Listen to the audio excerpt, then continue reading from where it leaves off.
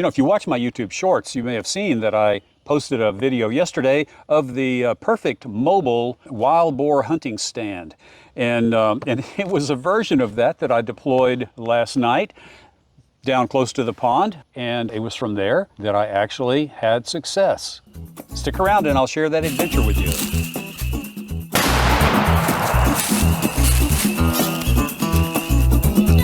Hi, George here, and welcome to Tales from Target Suite, where I'll share my perspective on guns and shooting, and we'll have an adventure or two that will make even a grown man smile. And this adventure began right over there when my son and his daughter, one of his daughters, found that pig wallow. And it was only recently that we set up a feeder, invested in a game camera, and actually captured footage of the guy that's been making that mess. Just take a look.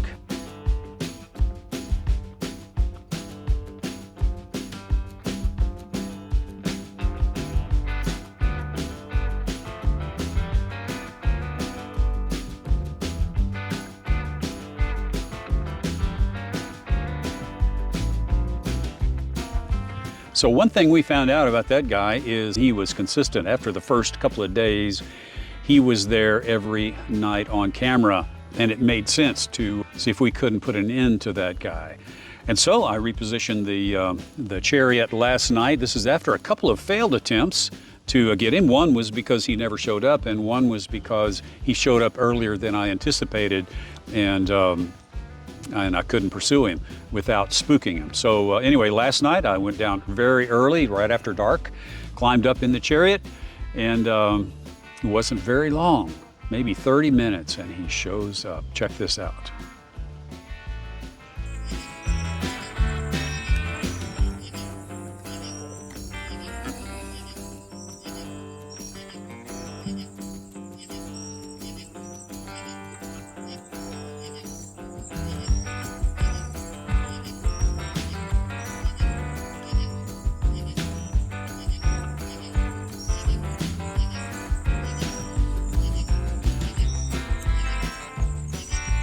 But what's amazing is he did not show up on the trail camera. And it would have been the first time that Reconyx trail camera, game camera, failed to trigger when there was an animal in front of it, in motion. And let me just say this, Austin and I were talking about it, and we agreed on a scenario that makes perfect sense because it happened in the movies. And so we know it happened here as well. But the pig came down here first, that whole boar did, and he got slimed up. And I know he was slimed up because of what I found after I recovered him. But he got slimed up, and he was the same temperature as the environment. And what the infrared camera needs, it needs a distinct infrared image to trigger the camera to go off. And I think because he was covered in slime, it just didn't trigger. But I did get a shot off. It was one, and I'm not going to show you that for obvious reasons. Maybe on a different format someday. But anyway, I got one shot off, and he ran about 60 or 70 yards, did a couple of circles, checking things out, and then expired. And so I was pretty darn thrilled. And especially since it wasn't 2 o'clock in the morning like it had been one of the other times I was out. So anyway, I went down and I checked him out and realized how big he was. Well, there he is. There's no way to really describe how big he is. He's my biggest hog by a long shot, but he's 50 inches from nose to the fuzzy things in the back. And he is 19 inches from belly to the top of his back. That's a 24-inch axe. Golly, it's hard to see just how big he really is. I have no way of guessing, but I'm gonna guess 200 pounds, maybe more. But there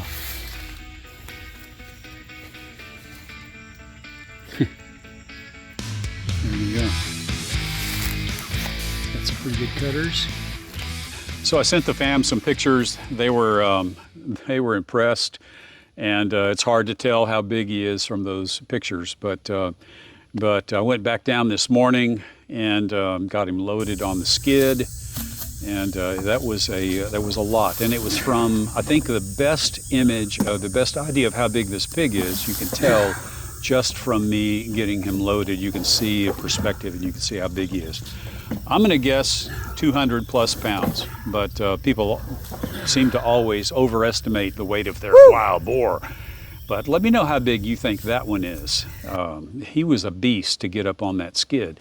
Anyway, I took him up to the house. I washed him down, put on some makeup for him so that he would be more presentable. And here's what we have. Well, we did get him cleaned up, and there is the shot everybody wants to see, the gun with the quarry. But yeah, he's starting to puff up a little bit, so you'll have to forgive that. I'm not trying to misrepresent him as being bigger than he is. But you saw me trying to pull him up on the skid, and so I'm pretty sure he's over 200 pounds. But you let me know in the comments what you think. Big old boar, got some pretty good cutters on him. So there he is. Late tonight, after dark sometime, I'm going to take him down to the pond, and I'm just going to lay him to rest out there, let the buzzards have their way with him. And you know, I almost forgot to talk about the gun, the cartridge, and the scope.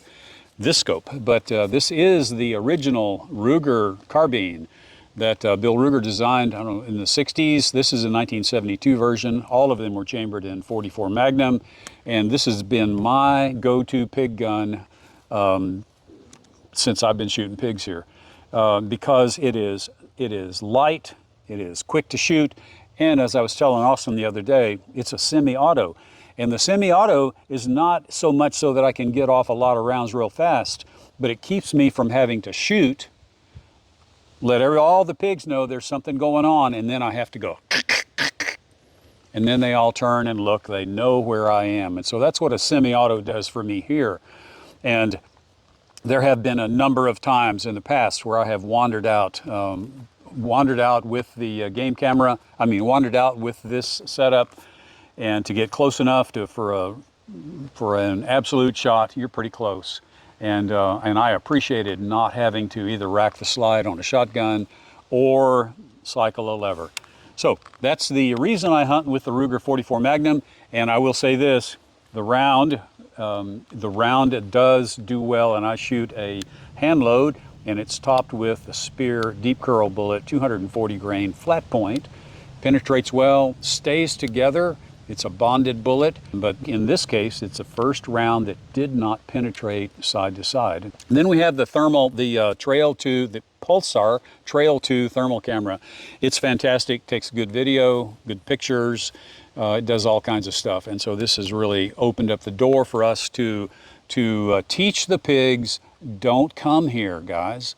And they learn well. I shot a sow 2 or 3 weeks ago over here in a sounder. It had to be 20 or 30 pigs in that sounder. They were bedded up over here in the side of my pasture, and I shot one of them. They took off, they ran back across the road. I probably won't see that sounder again. That's just the way it works. We'll never kill them all. I just want to discourage them from being here.